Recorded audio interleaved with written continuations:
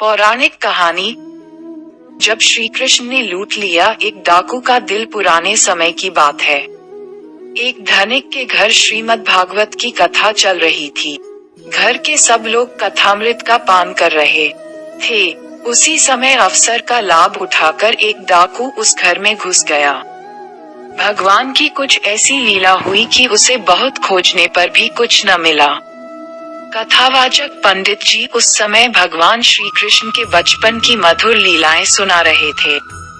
अचानक कथा के ये अंश डाकू के कानों में भी पड़े। यशोदा मैया ने अपने प्यारे कन्हैया को माखन, मिश्री और भिन्न भिन्न प्रकार के पकवानों का कलेऊ कराकर बड़े चाव से सजाया। लाखों करोड़ों रुपयों के गहने, हीरे मोती से जड़े सोने के आभूषण अपने बच्चों को पहनाए। कृष्ण और बलराम के सोने के मुकुट, हार और बाजूबंद में मणियां जगमगा रही थीं। फिर यशोदा मैया ने बड़े प्रेम से कृष्ण और बलराम का सिर सूंघकर उन्हें गौ चराने के लिए विदा किया। कथा की ये बातें सुनकर डाकू खुशी से फूला न समाया। कथा समाप्त होने पर वह पंडित जी के पीछे पीछे चल पड़ा।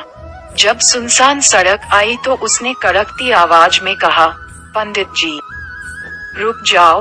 पंडित जी के पास दक्षिणा का माल और रुपए थे, इसलिए वे तुरंत भाग खड़े हुए। डाकू ने दौड़कर उन्हें पकड़ लिया और बोला, पंडित जी तुरंत मुझे उन कृष्ण और बलराम के घर का पता बता दो, जिनके बारे में अभी आप कथा में बोल रहे थे कि उनकी माँ उन्हें लाखों करोड़ों रुपयों के गहनों से सजाकर जंगल भेजती है। यदि आपने मुझे उनका पता नहीं बताया तो इस लाठी से आपके सिर के टुकड़े टुकड़े कर दूंगा। पंडित जी ने डाकू से कृष्ण और बलराम का पता पूछने का कारण पूछा। उसने कहा, मैं डाकू हूँ और उन दोनों के गहने लूटना चाहता हूँ। यदि मेरे हाथ उनके गहने लगे तो मैं उनमें से आपको भी कुछ दे दूंगा। पंडित जी समझ गए कि डाकू बलवान है पर नादान है। उन्होंने कुछ हिम्मत करके कहा, कृष्ण और बलराम का पता तो मेरी पुस्तक में है, जो मेरे डेरे पर है। तुम मेरे साथ चलो, मैं वहाँ पुस्तक देखकर पता बता दूंगा। डेरे पर पहुंचकर पंडित जी ने श्रीमद् भागवत निकाली और पढ़ना शुरू किया। कृष्ण और बलराम के दर्शन प्रायः यमुना के तट पर वृंदावन में कदम्ब वृक्ष के नीचे होते हैं। डाकू ने उनसे कृष्ण बलराम के स्थान की दूरी पूछी। पंडित जी ने कहा, सीधे उत्तर दिशा की ओर चलते जाओ। जहाँ भी नदी के किनारे कदम्ब का वृक्ष हो, पास में एक छोटा सा पर्वत हो, घना जंगल हो, गौओं के चरने का मैदान हो और वंशी की मधुर धुन सुनाई पड़े, तो समझ लो कि उसी स्थान पर वे दोनों बालक गौएं चराने आते हैं। डाकू ने पूछा, पंडित जी क्या वे दोनों प्रतिदिन वहाँ गौ चराने आते हैं और उनका आने का समय क्या है? पंडित जी बोले, वे दोनों तो वहाँ प्रतिदिन प्रातःकाल में आते हैं और उस समय थोड़ा थोड़ा अंधेरा भी छाया रहता है। डाकू ने पूछा, पंडित जी आपके हिसाब से उनके पास कुल मिलाकर लगभग कितने रुपए के गहने होंगे? पंडित जी ने कहा, अरे इसकी तो कोई गिनती नहीं है, करोड़ों अरबों से भी ज्यादा। ये सुनकर डाकू प्रसन्नता से झूम उठा और पंडित जी को प्रणाम कर चल पड़ा। पंडित जी मन ही मन हंसे। तभी उन्हें ये चिंता व्यापी कि 3-4 दिन तो डाकू कृष्ण बलराम को खोजने का प्रयत्न करेगा, किंतु उनके न मिलने पर वह यहाँ आकर उन पर अत्याचार न करने लगे। तभी पंडित जी के दिमाग में उपाय सूझा कि वे उसे दूसरा रास्ता बतला देंगे। वह 3-4 दिन फिर भटकेगा और तब तक पंडित जी अपनी कथा समाप्त कर अपने गांव चलते बनेंगे। उधर डाकू अपने घर पहुंचा। उसके दिमाग में गहनों से लदे बालकों को ढूंढने की धुन सवार हो गई। उसके मन में कृष्ण बलराम का नाम गूंजने लगा और आंखों के सामने गहनों से लदे 2 सुंदर बालक नाचने लगे। रात के अंधेरे में डाकू अपने कंधे पर लाठी रखकर निकल पड़ा ताकि प्रातःकाल होते होते उस स्थान पर पहुंच सके जहां कृष्ण और बलराम प्रतिदिन गौएं चराने आते हैं। उसके होठों से अनजाने में ही दोनों नंद कुमारों कृष्ण और बलराम का नाम निकल रहा था। चलते चलते डाकू को कल कल बहती हुई एक नदी मिली। ढूंढने पर उसे उसके आसपास कदम्ब का एक वृक्ष भी मिल गया। भगवान श्री कृष्ण की लीला से उसी स्थान पर वृंदावन प्रकट हो गया। डाकू को पास ही छोटा सा पर्वत, घना जंगल और गौओं के चरने का मैदान भी दिखाई देने लगा। डाकू की खुशी का ठिकाना न रहा। वह कदम्ब के वृक्ष पर चढ़ गया और सबेरा होने की प्रतीक्षा करने लगा। धीरे धीरे सूर्य नारायण भगवान पर्वत के पीछे से उदित हुए। उनकी रंग बिरंगी किरणें नदी की लहरों के ऊपर नर्तन करने लगी। किंतु डाकू को अभी वंशी का मधुर स्वर सुनाई नहीं पड़ा, अतः वह और भी चौंकना होकर बैठ गया। उसका हृदय वंशी का स्वर सुनने और आभूषणों से सजे धजे कृष्ण बलराम को देखने के लिए रह रहकर तड़पने लगा। डाकू की प्रतीक्षा की लंबी घड़ियां समाप्त हुई। उसे कहीं बहुत दूर से वंशी की सुरीली लहर आती सुनाई पड़ी। वंशी का स्वर जैसे ही डाकू के कान के रास्ते उसके हृदय में प्रविष्ट हुआ, वह आनंद के आवेश में अपनी सुध बुध खो बैठा और मूर्छित होकर वृक्ष से नीचे गिर पड़ा। कुछ क्षण बाद उसकी मूर्छा दूर हुई तो वह उठ खड़ा हुआ। अचानक उसने देखा कि पास का घना जंगल प्रकाश से जगमगा रहा है। प्रकाश के पुंज में श्याम और गौर वर्ण के दो सुंदर बालक खड़े हुए मुस्करा रहे हैं। गौएं और ग्वाल उनसे आगे निकल गए हैं। दोनों बालकों ने भांति भांति के सुंदर आभूषण पहने हुए हैं। डाकू ने कृष्ण बलराम को देखा तो मंत्रमुग्ध होकर झूम उठा। वह मन ही मन बोला, ये दोनों निश्चय ही वही बालक हैं जिनके बारे में पंडित जी कथा में बता रहे थे। हाय, इतने नन्हे सुकुमार सुंदर बालकों को इनके माता पिता ने कैसे गौएं चराने जंगल में भेज दिया। इनसे गहने छीनने का नहीं, बल्कि इन्हें तो और भी गहनों से सजाने का मन करता है।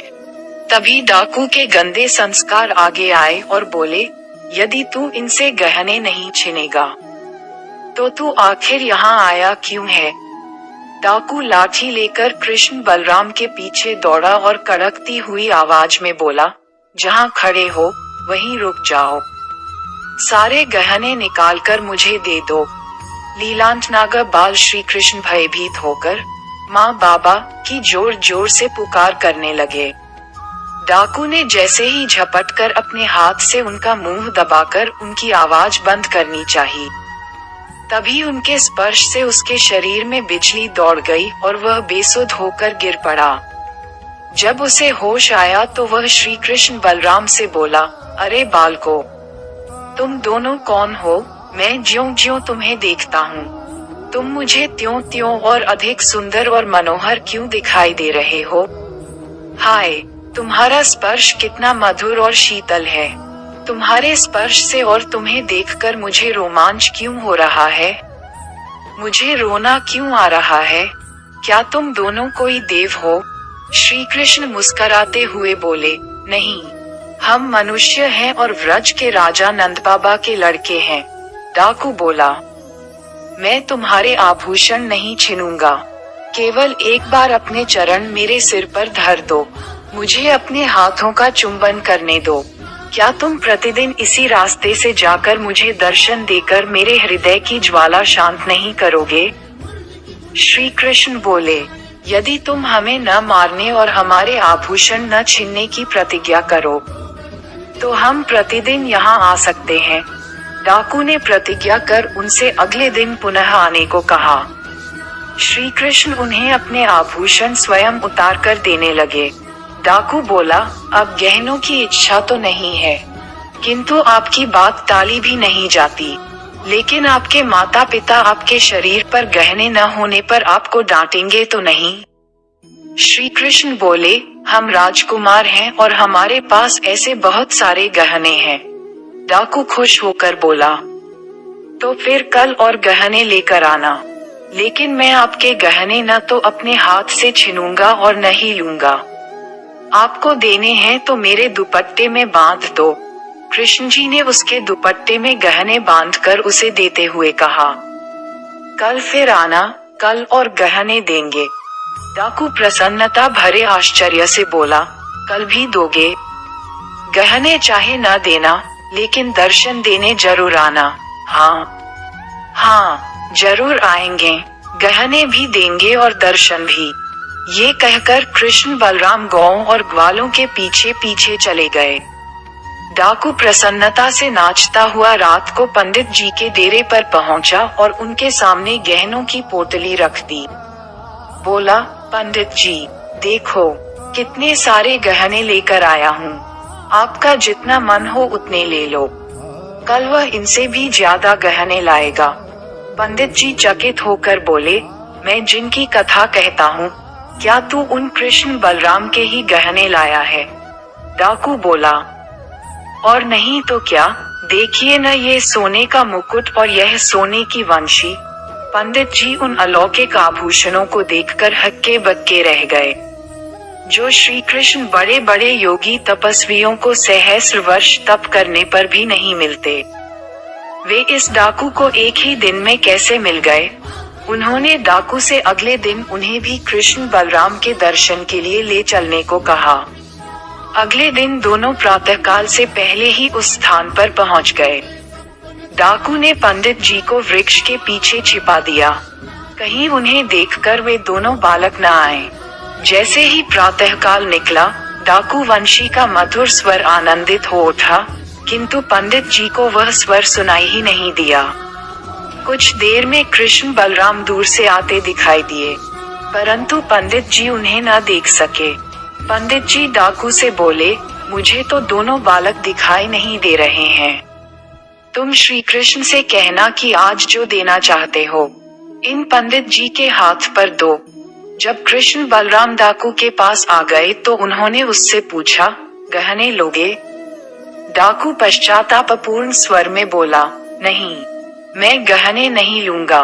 तुमने जो कल गहने दिए थे, उन्हें भी लौटाने को लाया हूँ। तुम ये सब वापस ले लो, किंतु इन पंडित जी को अपने दर्शन करा दो, क्योंकि इन्हें तुम दोनों नहीं दिखाई दे रहे हो, अन्यथा ये मुझ पर विश्वास नहीं करेंगे। श्री कृष्ण बोले, अरे भैया, ये विद्वान है, लेकिन अभी इनका हृदय प्रेम से रहित है, अतः अभी ये मेरे दर्शन के अधिकारी नहीं है। डाकू बोला, भाई, तुम मुझसे जो कहोगे वही करूँगा, लेकिन पंडित जी को एक बार अपने सुंदर रूप के दर्शन जरूर करा दो। श्री कृष्ण हंसकर बोले, ठीक है, तुम एक साथ पंडित जी और मुझे स्पर्श करो। डाकू के ऐसा करते ही पंडित जी को दिव्य दृष्टि प्राप्त हो गई और उन्हें भी श्री कृष्ण बलराम के दर्शन होने लगे। दोनों भगवान के सुखद स्पर्श से रोमांचित होकर उनके चरणों में